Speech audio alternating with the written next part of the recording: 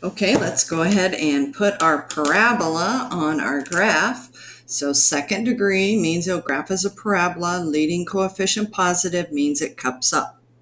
So we just need a rough little sketch so that we can read from the graph.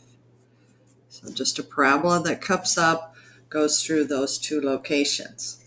So this time we're looking for the points above the x-axis because greater than means above.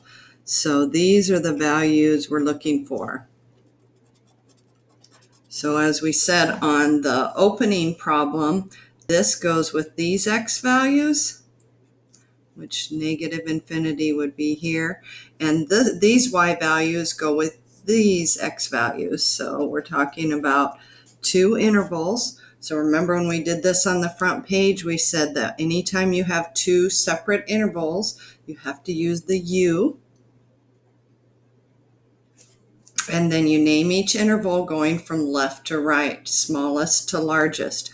So smallest, negative infinity. This one, there's no equal sign, so the -7 is also going to get a parenthesis, unlike up here where the numbers got brackets because of the equal sign. So this one, no equal sign, parentheses, united with -4 to infinity. So that would be the solution. Where is the graph above the x-axis for these x values and again for these x values? From -7 to -4, it's below the x-axis. Okay, so that's what we do when we know how to graph the parabola. But what if we don't know what the graph looks like? So first thing, anytime you're solving, remember from the way back basics, you always have to have it set equal to 0. So these already were greater than 0, less than 0, but this one doesn't have 0 on the right-hand side. So that's going to have to be our first choice. And by the way, your test is going to have one of these two and then one like 4. So let's go ahead and highlight 2, 3, and 4 for ones to study for the test. So 2, 3, and 4. So one of these two, not both, just one, and then one with a cubic. And if you've done your practice test or looked at it, you saw that they were like number 13 and 14, I think, on the practice test. Okay, so let's get this one set equal to 0. We're get 0 on the left, so we're going to have to subtract 4w, and we need to subtract 4.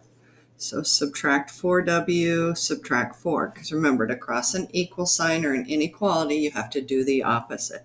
So now let's get our new, I'm going to make this a little bit brighter. I feel like it's dark. So now let's get our new our inequality set up. So w cubed plus w squared minus 4w because we brought it to the left, so change the sign, minus 4 because we brought it to the left, change the sign, and now it's going to be, these cancel out, so it will be greater than 0. So now we're actually ready to find our boundary points. So here it was already set equal to 0, so we jumped right in with factoring. Here it was already set equal to 0, so we jumped right in with factoring. But this one, we had to do a little bit of extra steps at the beginning to get it set equal to 0, and I think it's the same way on the test. So now this should be a blast from the past, Chapter 4. When we have 4 terms, do you guys remember what type of factoring we use? Grouping! It's the only method we know for 4 terms, so this has to be grouping, because remember, we're trying to find the solutions, because those are going to be our boundary points on the graph. So in order to solve 4 terms, we learn to solve, factor, and solve using grouping. So take out a GCF 3 times for grouping. So the first GCF is w squared. And when I take 2 w's out of there, I'm left with 1w. W squared divided by w squared is plus 1. So w cubed divided by w squared is w W squared divided by W squared is 1. And I really like to show that, but I kind of didn't leave enough room. So W squared, W squared. So W cubed divided by W squared is W. W squared divided by W squared plus 1. Here, I notice there's a negative in the middle, and we learned in chapter 4 that means the GCF is going to be negative, and it looks like 4. So now we have to divide each of these by negative 4. And watch your signs. A lot of sign errors on this. So negative divided by negative is positive 1W, which is just W. Negative divided by negative is positive 4 divided by 4 is 1. And remember, these have to match. If they don't match, you made a mistake. And they match. So that's going to be our third GCF, is that common binomial W plus 1. So pull it out and then write what's left in the second parentheses, which is W squared minus 4. So who remembers this from chapter 4? Difference of squares. This factors again. You can never get away from that. It's just going to keep coming back at you. So W plus 2, W minus 2, and we want to find the solutions. So we'll set it equal to 0. And this one we're looking for values. Let's go ahead and write about it. It's going to be parentheses because there's no equal sign. So let's put our parentheses. And we're looking for values above or greater than 0. So above x-axis and greater than 0. So that would be positive, right? Because greater than 0 are positive numbers. Okay, so this one's going to have 3 solutions, which we know. The highest power tells us how many solutions we'll have. So we're going to have 3 solutions. So W plus 1 equals 0. If A times B times C equals 0, then either A is 0, or B is 0, or C is 0. And so we get W equals negative 1 when we subtract 1 from both sides. W equals negative 2 when we subtract 2 from both sides. Now add 2 to both sides, we get W equals 2. So those are our 3 boundary points, and we need to put them on our graph in the correct order. So negative 2 is the smallest. Negative 1 is the next smallest. And positive 2 is the largest. So this is where we have to pick test points to test each of the regions. So let's just write in a different color what we're going to pick. So something smaller than negative 2. Should we pick negative 3? This one's going to be a little bit tougher because this is in between negative 2 and negative 1. So let's do negative 1.5. And in between negative 1 and 2, remember how I said always pick 0 if you can? So 0 is in that region. And then something bigger than 2, 3. So we have to put all those values into the equation and see if they make a true statement. So first we're going to put negative 3 in. So I'm going to get a separate sheet of paper, and you might want to too, because I want to show you the steps for this.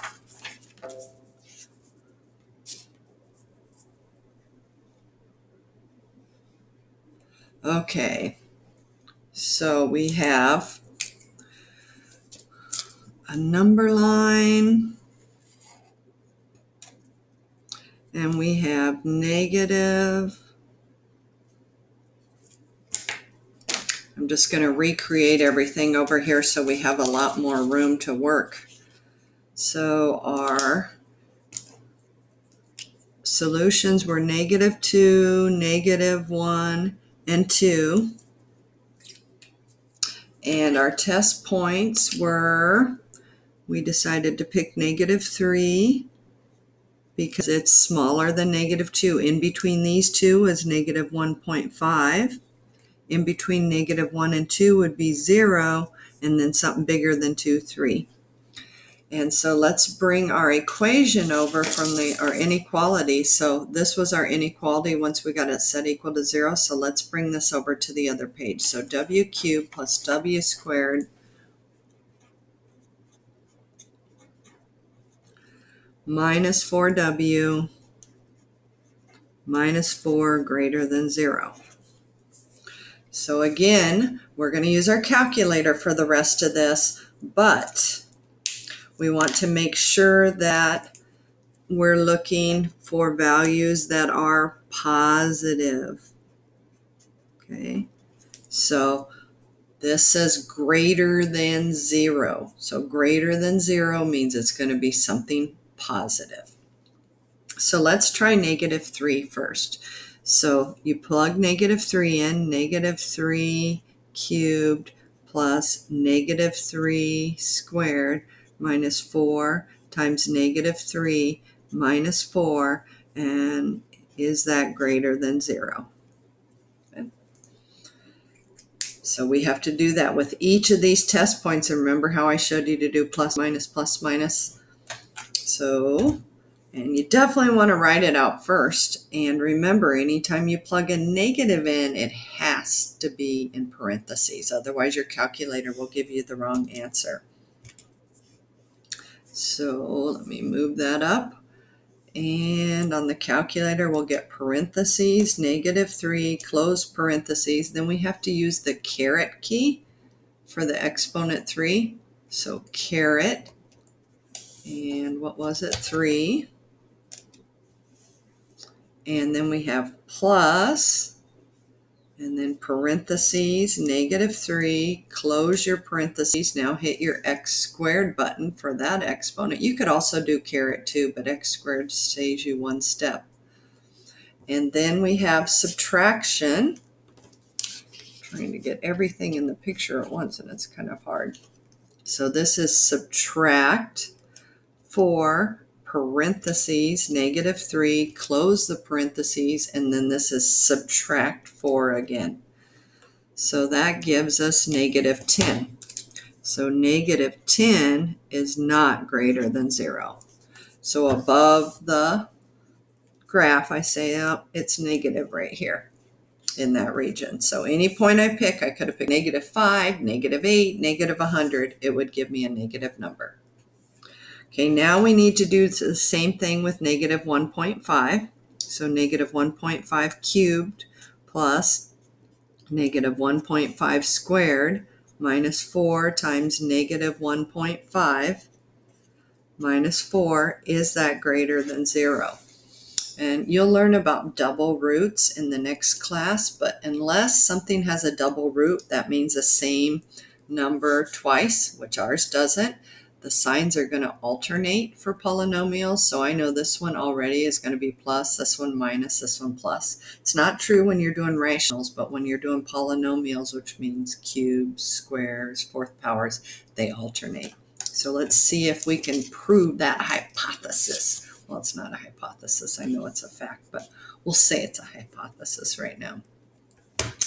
So we need to parentheses, -1.5, close parentheses, caret 3, and then plus parentheses, -1.5, close your parentheses, hit your x squared, and then minus, so this is subtraction, subtract 4, parentheses, -1.5, close, and then subtract 4 again. So that comes out to be a positive number, so 0.875 greater than 0. So this was false. And this is greater than 0, so this is true. Because it's positive, we're going to go to our line graph and put a plus. Okay.